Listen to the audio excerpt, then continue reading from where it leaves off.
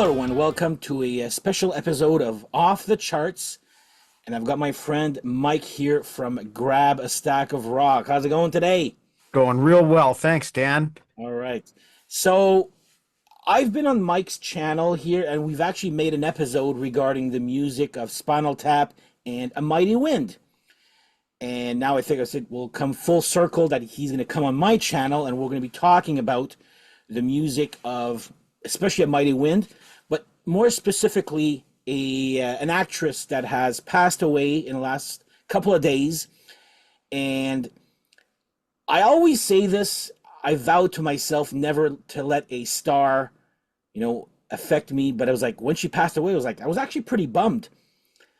But she is, I want to say, a type of actress that never really, like, she was always there, but she never overstayed her welcome.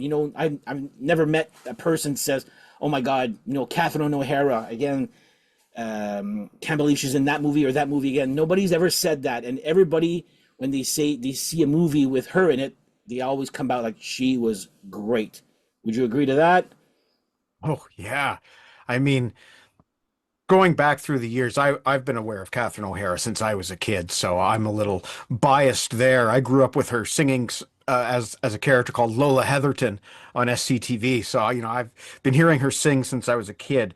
But, I would rent a movie like Home Alone, not knowing who was in it, and then all Catherine O'Hara's the mom, and I'd be like, "Hey, mom, come on over, check this out. Catherine O'Hara's in this movie." And then obviously when the Christopher Guest movies came out, Oh my God, yeah. every single one, I think she was in every single one, right back to Guffman. And so we just anxiously awaited whatever her zany character was going to be. Well, not always zany, Mighty Wind wasn't, but mostly zany characters that Yeah. she played. And one of the movies that we're going to talk about is Beetlejuice. And I think my mom, she didn't like that movie. And I think that would probably be one of those movies where she said the best thing about the movie was Catherine O'Hara. Would you believe, Mike, if I told you I've never even seen that movie as a whole? Well, it's pretty different. You got to be a Tim Burton fan, and if you're not, don't even I've go there. seen it on mute, if that counts, because Sure. my cousin, who always makes a Halloween party, is always plays Beetlejuice at her house, but it's always on mute. Yeah, I don't usually go with hugely popular movies to begin with, which is a good way to present her next movie because they're not like blockbusters. I'm sure they've made more money than Melania has, but but then but I'm gonna start off with. Have you ever seen this one here for your consideration? Um, Dan, I at one point owned all of these movies, and that was the one that I only watched one time. So I ended up selling it, but I did watch it one time. It's probably her out of the Christopher Guest movie. This is not a mockumentary, but it's again watching it, after all these years, and you're really, really invested into her character and what happens to her.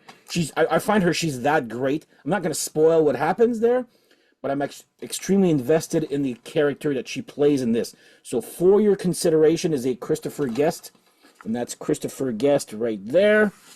That's one.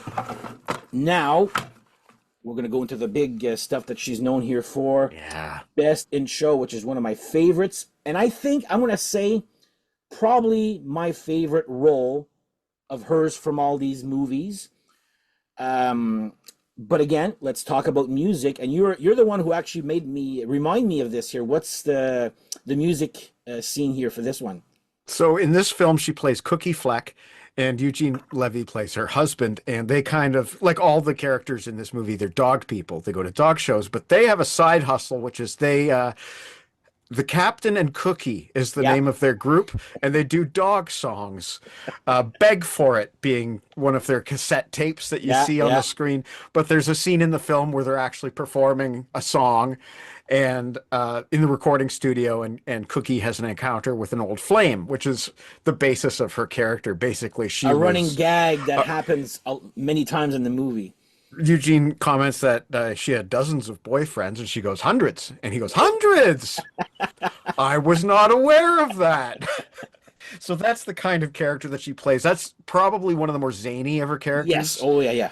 Like there's a funny, and you know what, for physical comedy, there's a shot at the end because she twisted her ankle and she can't do the dog walking, and Eugene has to do it, and that's a whole thing. Yeah. But there's a scene at the end where she's hobbling out on heels and kind of like nursing that twisted ankle, and it's so well done. Like how she didn't trip and fall herself, I don't know, but she was so It's good. So it's good. yeah, that ankle thing, like I'm like, how was that not sprained or broken Right. after what she's done there? Yeah. Yeah. All right, so that was Best in Show. Now, like I said, we're going to talk more about singing, and actually just learned this before taping. So, Waiting for Guffman. There's actually a CD. It's called Red, White, and Blaine. So you can actually get the music, and also available on vinyl. Very expensive. I just saw that there. But yeah, Waiting for Guffman, um, the music. Well, Waiting for Guffman is a small town of Blaine where they want to celebrate. Was it their 150th? Yeah, I think it was. Yeah, and I think the tagline was certain talent uh, is always hidden, and uh, some talent deserves to be stay hidden, something like that. I forget Yeah, the yeah, tagline. yeah. There's some talent that's hidden, but some of this talent should remain hidden, and this is exactly what this. Now, this is to me where her singing is. It's good for what the movie is, but it's not. I wouldn't say They're not supposed to be great singers. So exactly, she doesn't play a great singer in this film. exactly, and the whole cast is like that here. But man, oh man, like their songs here are like big time earworms. Yeah. Um, I'm right now. I'm talking to you, and I've got that footstool song in my head there, and that's annoyingly catchy song. It's like off key, on key, but it's like it's so good. So if you want to hear Catherine O'Hara singing some songs, check out "Waiting for Guffman." And it's like the second half of the movie is just the play itself. Like the first half is just the making of, and again, lots of cameos. This time, she doesn't have Eugene Levy as the No. husband. She has um, Fred Willard. Willard, Yeah. and it works. And it works. Those two again. But anyway, Waiting for Guffman here is another one. But now we're here to talk about A Mighty Wind. My favorite. And you want to know something? When she passed away, uh, well, right now my dad and I are watching, Farscape, when there's no game on. But I said that night, it says I need to prepare for this episode, so I wanted to rewatch this movie. And my dad absolutely loved this movie, by the way, and I've been playing that album, and it's his type of music. I'm sure he doesn't really get, the jokes and all that there, but to him it was real music like he loves. And when we watched the movie, he absolutely loved it. And then he goes, when we finished it, I goes, okay, well, should we watch another episode of Farscape? He goes, okay, but I don't think it's going to be as good as this year. He Yeah. really, really loved this movie. And the music, oh, here, I've got this on a vinyl right here. And here you go. There's the back right here. Again, made by Christopher Guest, another who's who of actors. And most, if not all of them, play or sing the songs and play their instruments. I know that Eugene Levy does play the acoustic guitar, and Catherine O'Hara plays the, what did she call it there? I think it's called a harpsichord. No, it was a, what it says right here. No, it's not a harp. Auto harp, Auto harp. That's it. but it's close to the same, it's a harp-ish. It's got multiple strings. It's finger picked and strummed, and it's. I had a teacher in nursery school that played it. Crazy enough. So I like that. I thought it was way more common. but it's not. No, it's not. It's the first. I had to go and like today. I had to go and see what this, uh, if it was actually a real instrument, and it Yep. is. Yep. You can't see very clearly, but she's playing it in that shot with Eugene. Yeah, mine are. Yeah, a little bit smaller there. But we're gonna talk about there's on this soundtrack right here. So she plays the role of Mickey, and Eugene Levy plays Mitch. So it's Mitch and Mickey. Now I gotta ask you, Mike, is this based on either John and Oko or Sonny? I find it's like Sonny and Cher. Yeah, I think they pulled from Sonny and Cher. Yeah, You know, the especially that one album relationship. cover. The album cover, absolutely. There's one album cover that's a total homage to Yeah, Sonny and Cher. And I think the relationship aspect, but I find this music to be more folksy than Sonny and Cher. Sonny and Cher was more pop, I think. I yeah. got you, babe. You know, I think this is much more rootsy and Well, folksy. I find it's the least folky of the three bands that are here. Like there's still a little bit of pop elements, but yeah, I think musically it's more Ian and Sylvia, that yeah, kind of it's a duo, and it's more like that than say a Sonny and Cher. But to me, not only is this Catherine's best vocal performance, but it's also her best just acting performance. The character of mhm. Mickey is very deep. Um, and so is Mitch, although Eugene Levy gets the benefit of being able to play it a little bit more wacky because of where the character is in his journey through life.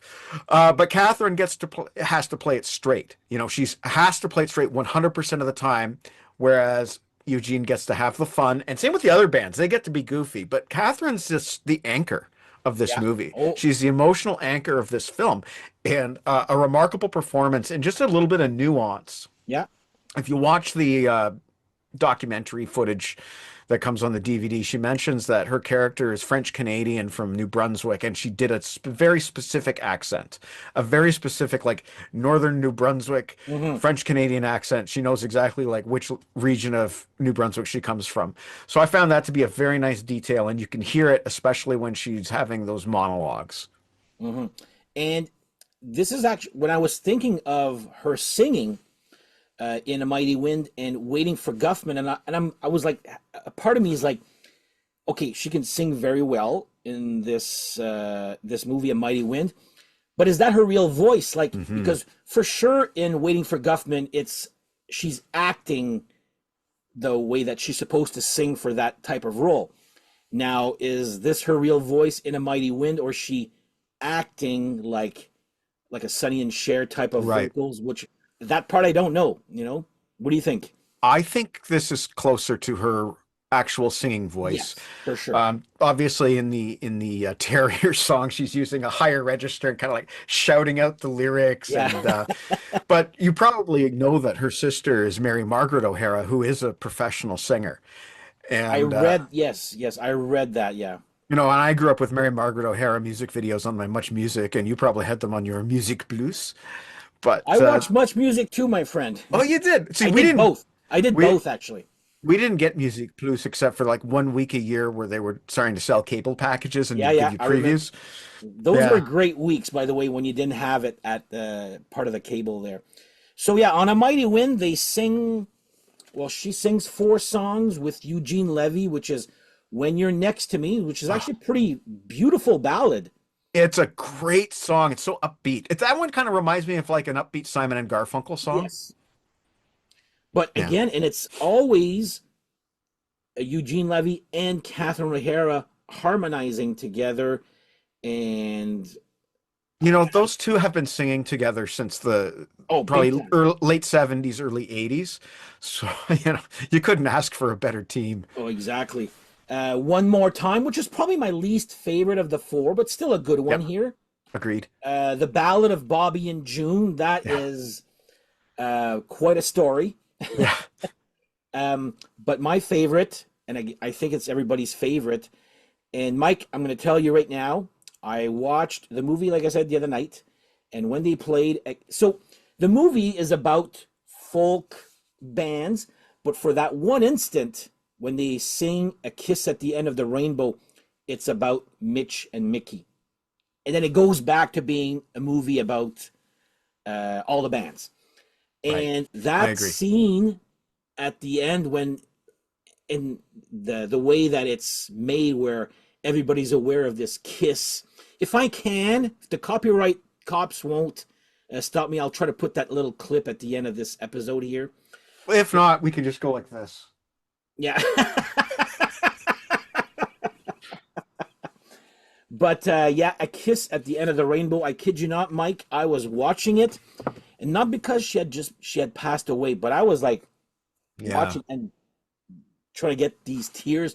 It's such a well crafted cinematography moment. I find beautiful moment, and like I said, I even the last song, the A Mighty Wind, actually gets me right here. I find when everybody gets Oh together. yeah, it's and Catherine O'Hara has a great spotlight moment when Mitch and Mickey she's great. She has so much sass, and she kind of you can really hear her voice even over some of the others. Oh yeah, oh yeah. Oh yeah. So great voice, great music here, and out of those four, like I just thought of it. Out of these, well, let's say mockumentaries, the three ones that she's in, which one would you say is your? I'll rank them for you. Sure, go ahead. Now my mom will disagree because she likes the dogs, but Mighty Wind, Best in Show, Guffman, and uh the other one For your consideration. for your consideration. It's not. This one's not a mockumentary, guys. I'm letting you know now there. But yeah, these three right I here. thought it was. I thought it had interview sequences. It's more. It's a movie. I don't. It's this one's an These three are obvious mockumentaries. This one's sort of a little bit of more of a movie, maybe Okay. mockumentary parts. Maybe I would say there. Okay. But yeah, go. I'm just curious to see, like, if you guys actually know these movies.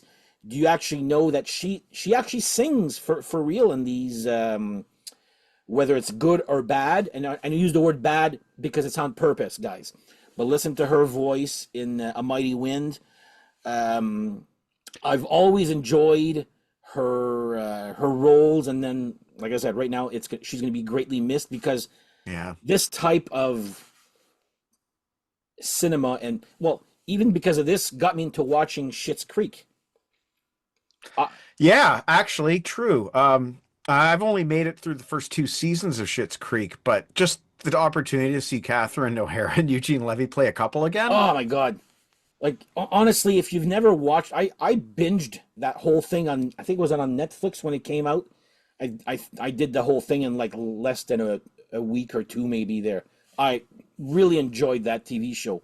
I still remember the first episode when she goes, "Hey, wake up!" Like Eugene Levy, I forget what the name of her or her role.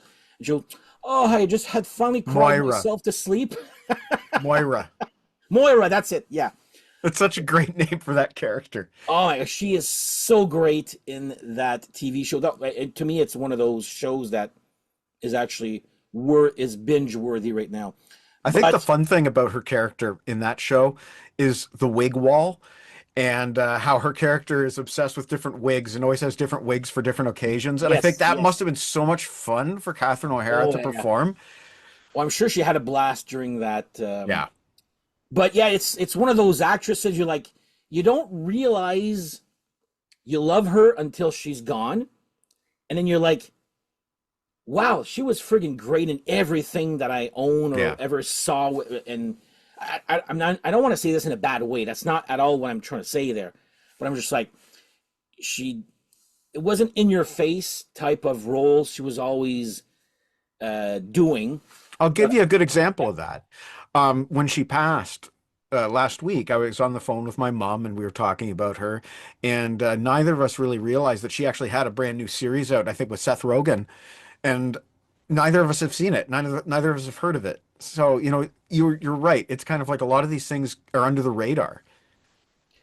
And to me, I prefer stuff like that. To be honest, it's not like somebody that's in everything. Like I'm looking at you, Pedro Pascal there. Uh, but like I've never heard anybody say, "Oh my God, another Catherine O'Hara movie" or whatever. Everybody's Yeah. always excited to see or hear what she has to say. So like I said, we just wanted to make a little tribute, thank her for the movies and the music, especially. And it's not often that an album would actually make my, bring a tear to my eye. Just like it's I know it's comedy, but there's some realness in this music, I find, especially A Mighty Wind, Yeah. where the parody stuff, but in a serious parody way. I don't know if that makes any sense. It's like, No, you're right. A serious parody. That's what yeah, this is. Like, there are jokes within some of the songs. yes, Some of the songs, but not all exactly. musically, like your dad observed, this is legit. These Oh, yeah. are originals, mostly originals. I don't think there might be a cover or two on Start Me here, Up. but That's the only yeah. cover I know. So they're mostly originals, but they're done legit. These guys are all serious musicians. You know, they come from an era where even if you were a comedy performer, if you could play a musical instrument, you're a double threat. And if you could Oh yeah, sing, you're a triple threat. So all of these guys come from that kind of background, and that's why this music is so legit. And you know, even the lyrics, even the jokey ones, they're really fun. yeah. Old Joe's Place by the Folksmen is a great example of a Oh yeah. fun one. Oh yeah. I recommend this album to anybody, not Oh yeah. just, if you are curious about getting some Catherine O'Hara music, I think this is the obvious first. Well, there's not Every much to song, get. But get it. It's a must. every song that's on in the movie is in this, and then some. There's some that I Yeah, was like, like oh. Start Me Up, for example. But Start Me Up though. They actually played it live on Conan O'Brien. I don't know if you ever saw that. No, I didn't. And again they play the role where they're like, oh yeah, well that wasn't, by the way, that wasn't one of ours. That's a cover. Really? It goes, oh yeah, we like to, we like to tackle the hits from time to time. They're still stuck in the 60s, or Yeah, yeah. 50s and 60s, but they're acting like that there. But yeah, check it out, guys. It's a great. This is I don't know if it's still available, but this was issued on Real Gone Music, and they did a great job right here. But even if you're not a fan of comedy, this is actually great music. My dad loves this right here, so we'll go and play this again for him after we finish recording while I make supper. And there you go. So A Mighty Wind, and again, check out Catherine O'Hara's amazing discography. I went on her IMDb, and it was like so much stuff. I was like, wow. I didn't realize how much she was, how many roles she's played there. So, well, yeah, for your consideration, Best in Show, Waiting for Guffman, and A Mighty Wind for myself is what I have here. And of course, Schitt's Creek. And you said Beetlejuice, yet you, We saw Beetlejuice theatrically. In my collection, I have the Christopher Guest movies. yeah, But again, we go way back. There's a lot of stuff that probably doesn't exist on DVD that I used to watch on SCTV. And again, the Lola Heatherton character, the singer, she had like short platinum blonde hair, and she was like, her catchphrase was, "I wanna bear your children." And she was just really fun, really fun. yeah. Well, she will be missed. Like I said, I've been watching little bits and interviews, and she was just like a down to earth woman there, and would have Yeah. been great to meet her and all that there. But I just want to say, rest in peace, Catherine O'Hara. Thank you for the movies and the music. You shall be missed. But again, to celebrate her, just go watch some movies of her. Go even listen to some music here. Yeah. Everything's readily available here. And there's more stuff I just learned that's available today. Now to go look for Red, White, and Blaine on CD or vinyl. We'll see there. But anyway, thank you, Mike, for doing this. Thank you. And on that note, guys, have yourselves a great whatever, and we shall see you guys next episode. Take care. Bye-bye.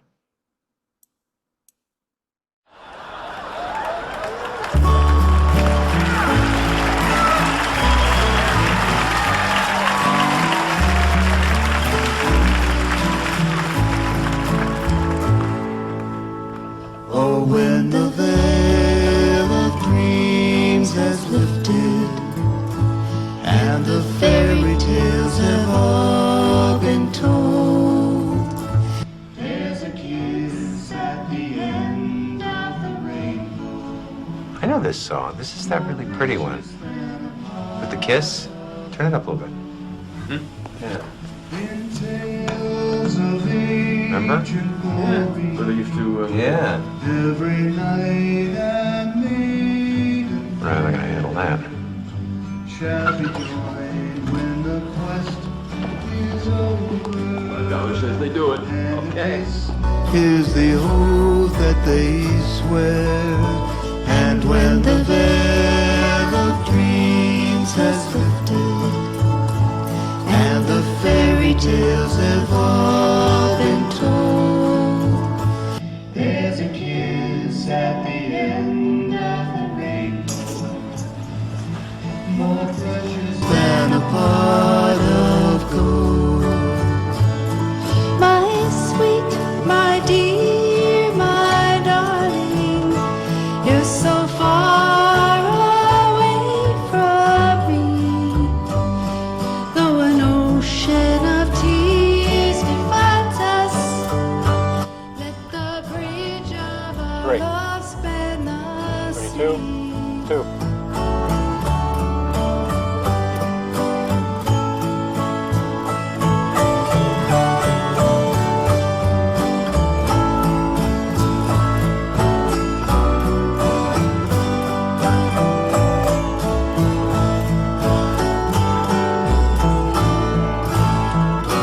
Your kiss, there's a kiss at the end of the rainbow.